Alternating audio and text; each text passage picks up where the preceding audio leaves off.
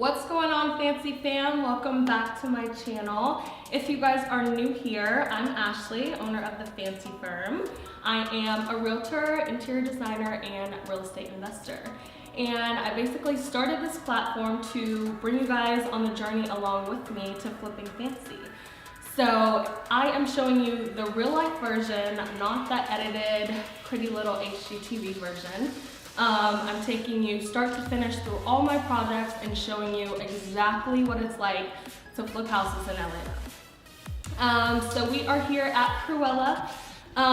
Before I decided to show you guys the finished product, of course I want to rewind a little bit and show you exactly where we started. So let's roll the clip.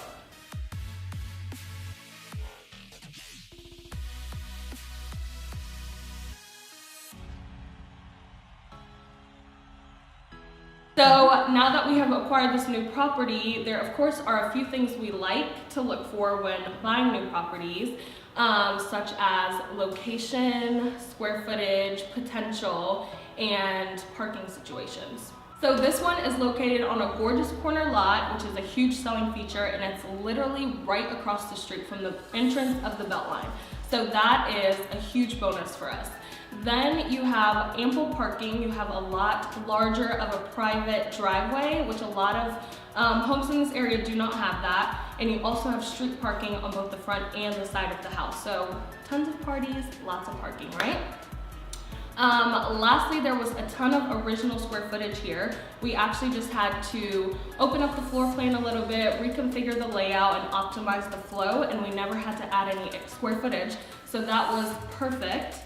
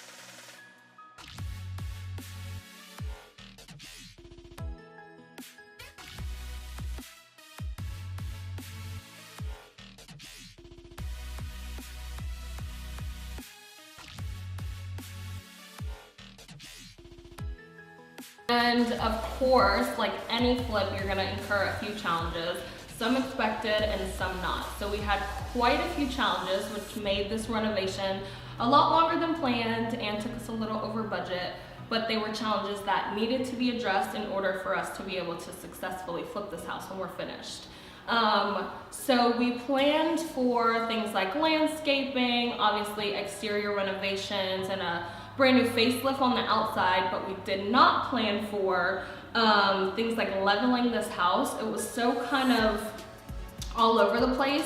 It did have a previous addition that the last homeowner did, but it was done incorrectly. So the original house was at one level and the addition was at another, which meant we had to spend money to jack up the house to make it all one even level. In doing so, the front of the house incurred this 6-inch gap from where the foundation and the brick met, which meant we then had to spend more money to re-brick the entire front of the house. We had to take all the brick off and then re-brick it, which costed us time and money, but ultimately made for a beautiful exterior that looks brand new and will stand the test of time.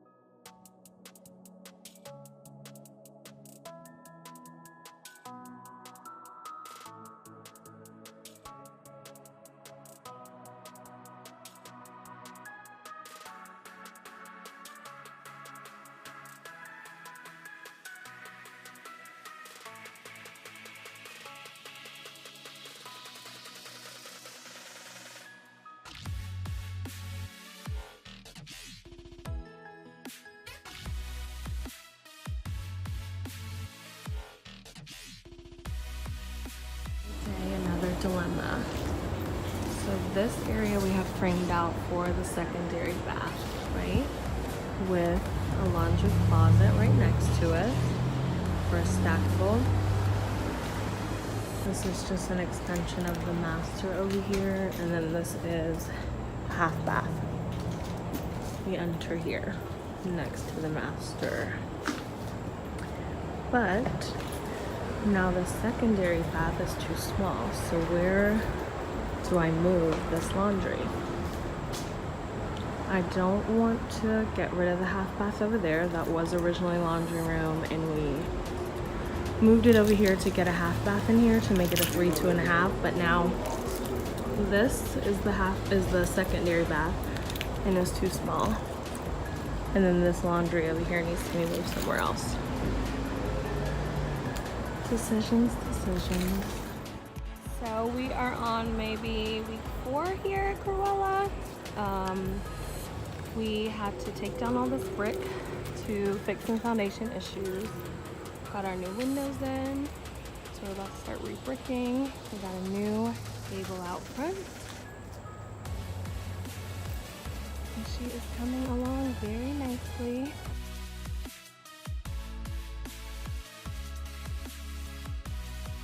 So some of the challenges that we did plan for was a brand new roof, all new framing, and obviously all new drywall and moving some walls in and out. So in doing so, where the homeowner added their addition, again, the floor was not done correctly, so obviously the roof was not done correctly. So if our floor is now level, our roof has to be level. So we ended up having to rebuild the back half of the roof, and we also found a lot of wood rot and smoke damage. So there was never a fire in here, but it did have a brick fireplace. And so the brick fireplace is something we would normally keep. It's a huge selling feature. It already has a chimney attached, and demoing chimneys get pretty expensive. So we decided to keep the chimney for the aesthetics of the house, but because the brick fireplace was not functioning properly, we had to completely redo the fireplace, knock out the brick, and we ended up putting in an electrical fireplace.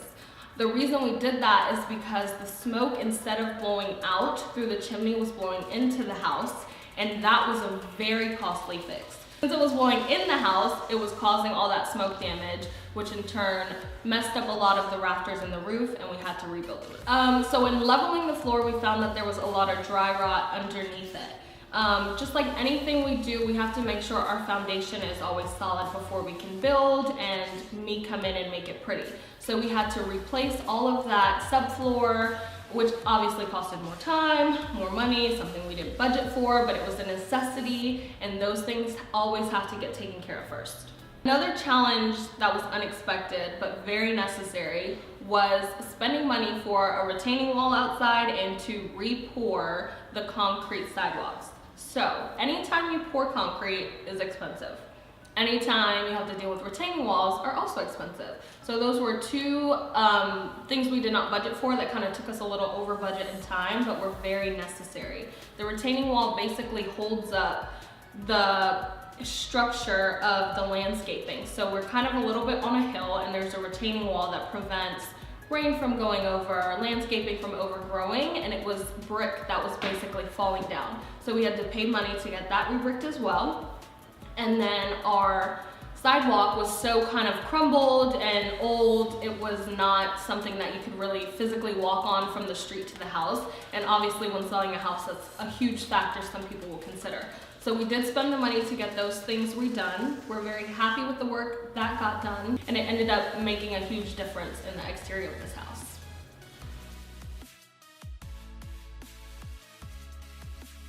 We decided to take down a lot of walls to optimize the flow in here, give a nice open concept, and to maximize the space, because it was very compartmentalized before and it looked a lot smaller and a lot kind of confined, and we wanted to get rid of that. So we got rid of the walls between the living room and what used to be the kitchen.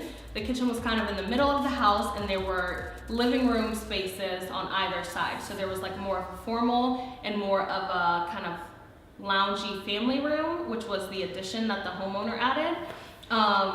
and the rooms were really small and everything was just kind of all over the place. So in changing our layout, we were able to make 3 large rooms, a true master suite, a huge master bath, and give these rooms some really nice closets. The kitchen has a nice flow from the dining room to the living room to the back of the house, and we kept in the original windows for a lot of beautiful natural light. So my goal was to optimize space but keep a lot of the original features, and I think we achieved that pretty well. So we are about 90 days in at this point, and although it doesn't look like much has gotten done inside, so much has gotten done. So all this back of the house is new, the deck is new, board and batten, all the roofing is new.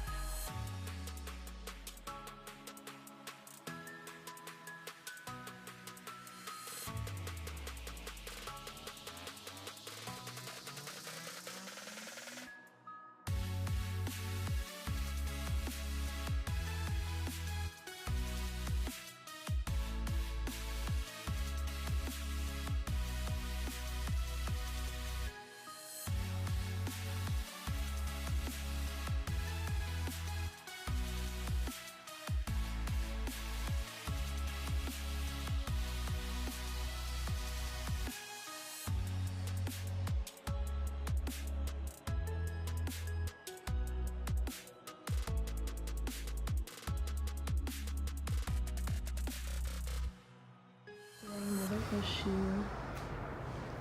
So we wanted overhang on this cabinet to get seating, but because of back door, the stoves in the island, the depth of this pantry cabinet, it may not be possible.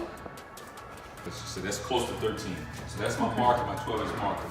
So you're looking at 28 inches between the edge of that countertop.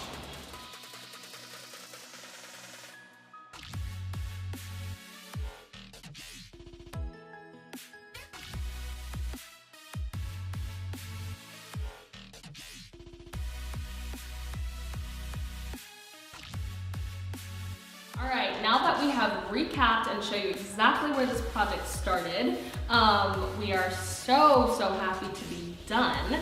And I just want to thank you guys for watching. Make sure you guys like this video, share with a friend, comment, let me know what you think, and subscribe. Join my fancy little YouTube family, and I will see you guys in part 2.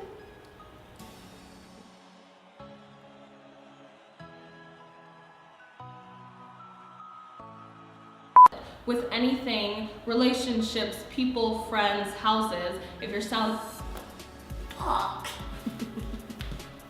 All right, one more time, take 3. So in leveling the floor, we found that there was a lot of dry rot underneath the floor. So before I, as the designer, can come in and make the floor, maybe I should have had wine for breakfast, Crystal. We're not recommending that. That recommendation did not come from Crystal Photography. Okay. Okay, so in leveling the floor, we found that there was a lot of dry rot underneath the existing hardwood. Still can't get it right. Okay. I try to not say, okay, so that's how I start all my I'm sentences. good at cutting that kind of stuff out. But. Okay.